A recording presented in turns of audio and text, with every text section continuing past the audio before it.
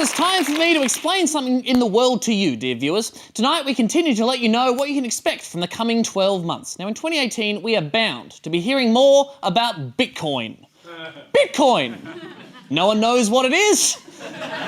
No one knows what it does. We're all scared of it, but we're also interested in it, but then also not interested in it at all. There are so many questions. Is it real? Am I Bitcoin? Are you Bitcoin? Are your friends Bitcoining? In our own way, are we all Bitcoining right now? Should you consolidate your Bitcoin into super? Can I do that in Bitcoin? Do I have to log into Bitcoin? How do I join Bitcoin? How do I BitJoin? Can I lay by a Bitcoin? Can I get Bitcoin notes and roll them up and snort Bit Coke? On Anzac Day, can I get 2 Bitcoins and play 2-up, or is that disrespectful for the diggers? Can I Snapchat a Bitcoin to my Insta fam? You sure can. It's as easy as Bitcoin. I don't know what the fuck I'm saying anymore. Are you someone at a party who's going to try and explain Bitcoin to me? You are? Goodbye.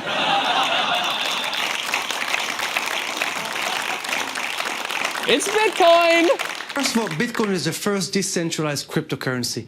It's a currency that is backed up by a network of computers called the blockchain. And it allows for the first time for money to be transferred without a third party, which we call the bank. Did you get all that? I didn't. As of right now, 1 Bitcoin is valued at $14,675.15. No, sorry, okay, I'm being told it's now valued at about $3,500. Okay, correction, now it's roughly worth negative $100,000. Seems to have settled. We'll update you as we go.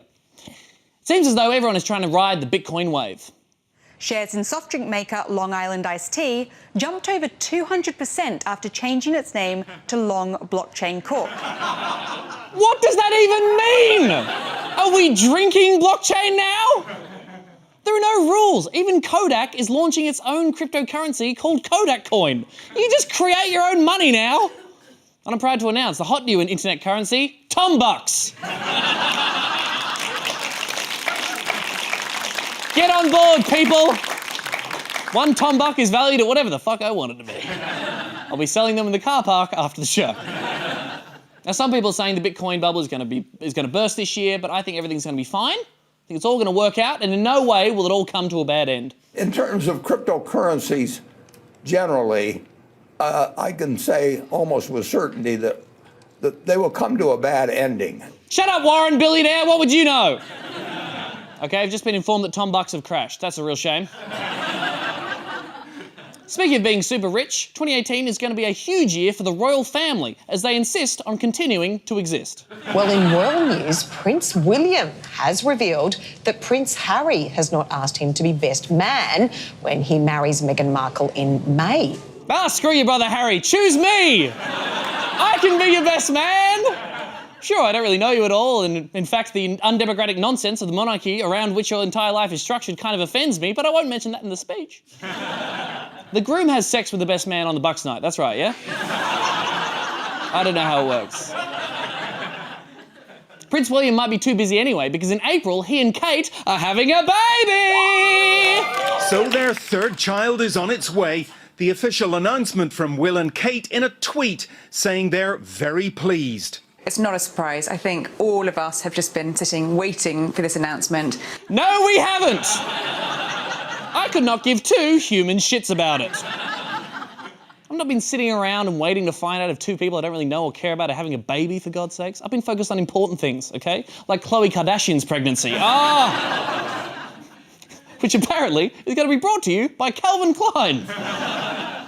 Now, if you don't already know, the making of a royal baby, it's a beautiful tradition, okay? There's a lengthy process of stiff lovemaking, and awkward apologising, until finally the royal sperm doffs its top hat to the royal egg. Milady! And that's where English people come from.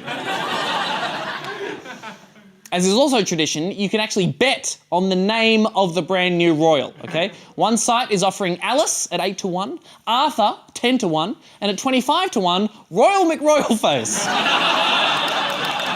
Bet in there. Get your Tom Bucks, make a bet, people. You win big Tom Bucks. And politically, right, 2018 is set to be a very big year indeed. Russians head to the polls in March and President Vladimir Putin is running for re-election. Ooh, is he going to win? Yes. Yes, he absolutely will. Putin has been in charge of Russia since 1999, which means people who were born in his first year in office are now old enough to vote. And they are totes going to vote for Putin. 75% of Russians say they'll be voting for the president. He has got this election in the bag, and I tell you what, it really comes through in his campaign ads. Vote Putin, no one else. Otherwise, die. President Vladimir Putin must go. No one else is authorized to make ads like this. Otherwise, you will die. Hashtag Vladimir Putin. He's got my vote! Speaking of Vladimir Putin and dodgy elections, Donald Trump. In November 2018, President Donald Trump will face his biggest political test yet. You are hereby pardoned. The midterm elections. A Democrat majority could even spark an attempt to bring down the president. If Democrats do particularly well and get majorities in both the House and the Senate, then he could potentially be facing impeachment proceedings. Impeachment proceedings? Could it be? But this is unlikely. God damn it! Stupid news video getting my hopes up.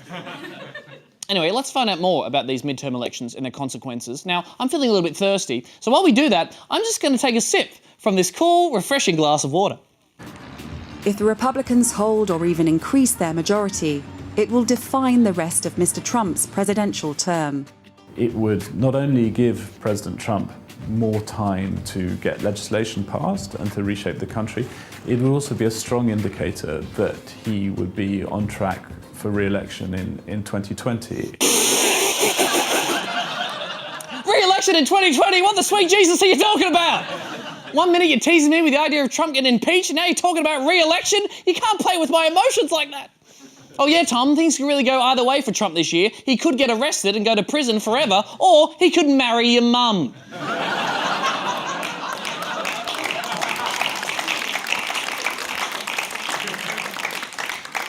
It's my mum.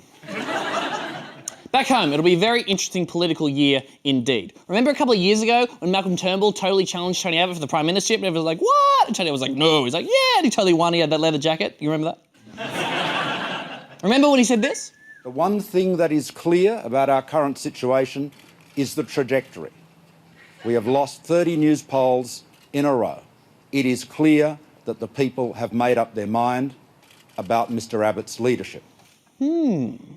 Well, now, Prime Minister Malky has lost 25 news polls in a row. And he'll face his 30th in a couple of months. And if he loses 30 of them in a row, you'd think it's going to be pretty awkward. You know who doesn't think that? Malcolm Turnbull. Is it still a metric? If you have 30 bad polls, you're gone.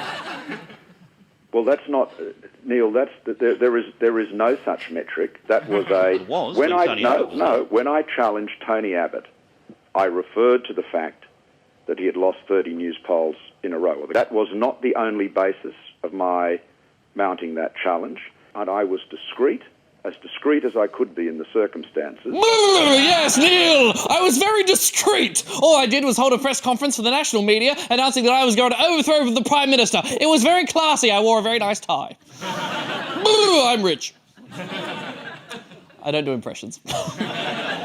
Turnbull was asked about this again in December when he was interviewed by the Daily Telegraph's Miranda Devine. We've got some questions from our readers. So good. Brennan says, if you reach 30 lost news polls, are you going to do the honourable thing and step down? Well, I'm not going to speculate on that, but I can assure you I'll keep on delivering for the Australian people, and that's my job. No, that's not an answer, Malky.